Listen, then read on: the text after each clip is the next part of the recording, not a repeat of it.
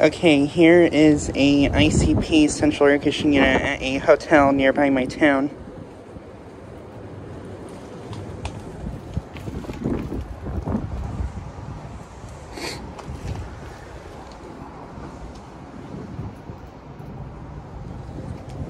Has a Copeland scroll compressor.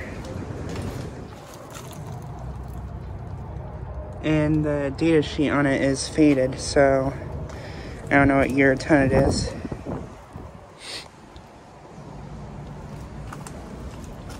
Ooh, and this is a used unit. Used AC depot. Never heard of that. And it is really windy out right now.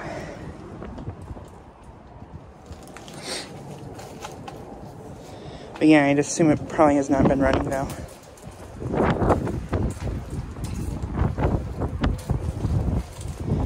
And here's a hotel unit. I think this is a Vertical PTAC.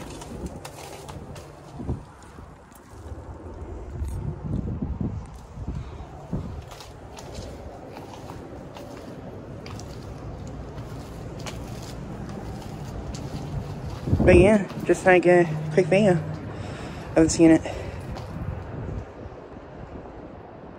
Anyways, thanks for watching.